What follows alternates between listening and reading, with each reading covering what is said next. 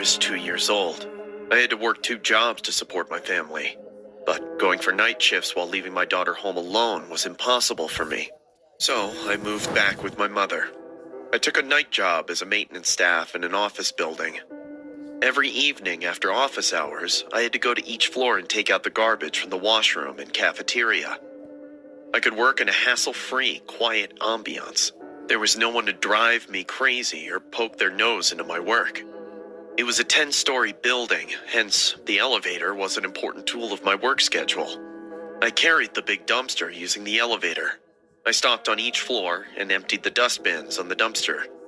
And finally, after getting rid of the daily waste in the basement incinerator, I was free to go home.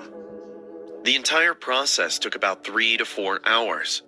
The night job was perfect for me, as it was comparably less work with a good paycheck. The incident that I'm going to tell now happened recently, so excuse me if my words seem clumsy, because I'm still in shock. It was a Friday night. Generally, on Fridays, I have to do a thorough cleaning because the building remains closed on the weekends. The security guard, Kevin, was a 57-year-old man. He was a nice person. As I reached the entrance, I saw Kevin sitting behind the counter with the same friendly smile. "You ready to enjoy the weekend, Anna?" he said in a jovial tone. "Of course, Kevin, but my weekend starts at 10 p.m. after I finish this cleaning here," I said. Kevin nodded his head and said, "You're a good mother, Anna. How's our little angel doing?" Kevin referred to my daughter as a little angel, which often put a smile on my face. "She's doing well. Tomorrow I'm going to take her to the fair. She's excited, you know," I replied while pressing the elevator button. Kevin smiled and said, "That sounds like fun. Well, I'll see you at 10 again."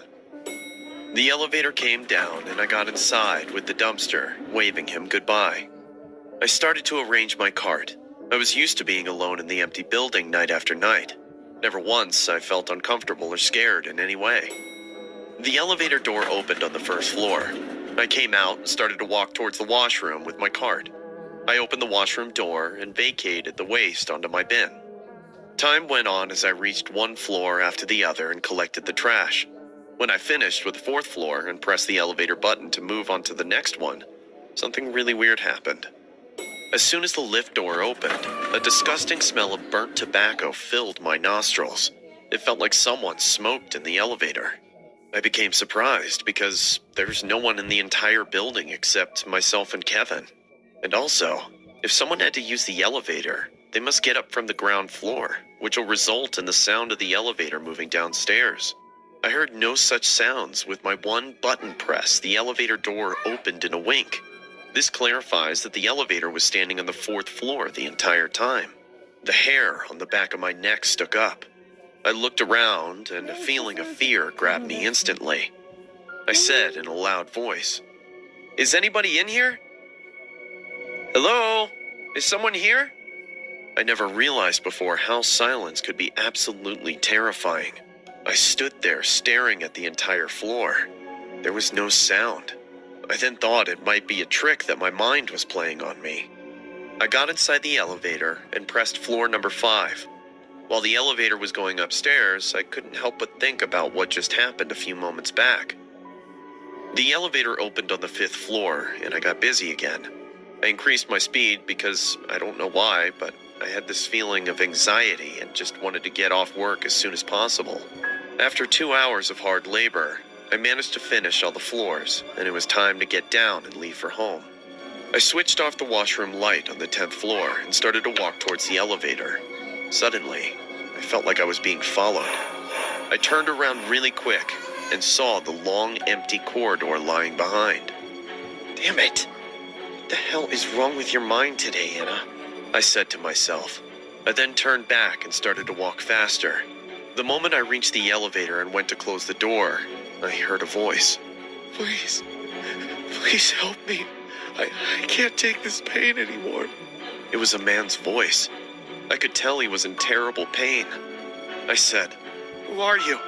Is everything all right?" The man replied, "Help me.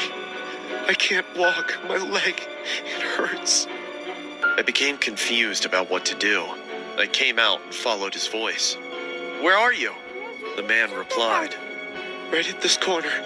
Please, Help me. I realized the voice was coming to form at the end of the corridor. I walked thinking that there was someone who needed my help. I was almost halfway when my cell phone rang. It was Kevin. I took the call and said, "Kevin, I think there's someone stuck here. Can you—" But before I could finish, I heard Kevin saying, "Anna, listen to me carefully. You must come down. Leave everything and just hop back onto the elevator. The cops are going to be here soon." "Why? What's wrong?" I said in a confused voice. "I just saw some creep walking on the 10th floor corridor with a bloody knife. I've called 911 and they think it's the same serial killer that escaped from the prison today." My heart dropped into my stomach. I almost screamed, saying, "What?" Just then, my eyes went to the end of the corridor. I saw a tall, bony guy standing there and watching me. His stare made my entrails scream in horror. I have never seen such a demonic face. His eyes were like a vulture, and I realized he was trying to lure me into his trap a few moments back. The man said, "Hello there. I'm glad we finally met." I screamed at the top of my lungs and ran towards the elevator. The man was chasing me like a hungry wolf, but before he could catch me, I bolted inside the elevator. I started pressing the button to close the elevator door. The man was running towards me. I knew if he caught me, the cops will find nothing but my dead body. I pressed the button repeatedly. All I wanted was the elevator door to close. The man was just a few inches away from the door when it began to close. The man stopped and said with a terrifying grin, "I'll see you downstairs."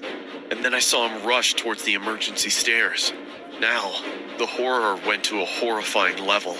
The elevator started to go down. I was paranoid like hell because now the man would be waiting for me in front of the elevator door. In those few seconds, I could see my entire life flashing right in front of my eyes. I was sobbing and crying. I was sure I was going to die at the end of this serial killer as soon as the elevator hit the 9th floor. Suddenly, an idea came to mind. I pressed the stop button immediately, and the elevator stopped right before reaching the 9th floor. I thought, if I just wait for a few moments, the cops will be here in time, and this is probably the only way I can save my life.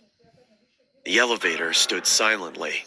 There was no sound except from my madly beating heart. I tried to listen carefully to see if the man was still out there or not. I could tell from the ray of light that the bottom half of the elevator was already standing on the 9th floor. The security alarm went on and I heard Kevin's voice in the microphone. "Anna, just wait a few minutes more. The cops are almost here. Be tough. No matter what you do, do not come out of the elevator. I don't want to scare you, but the man is standing right in front of the elevator."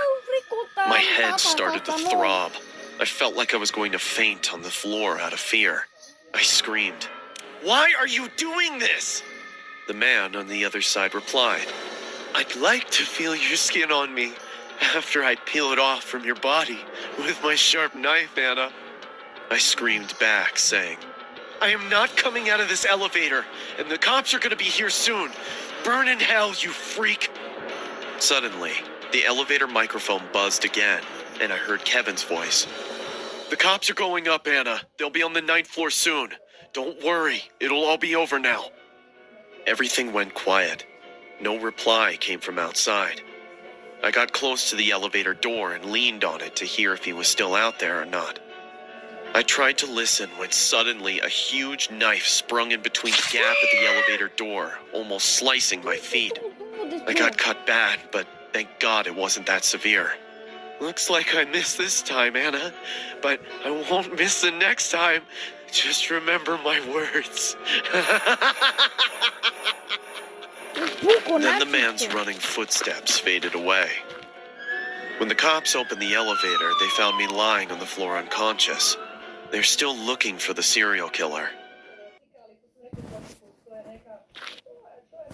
Ljudi, znači, serijski ubica je bio u bolnici ili u hotelu.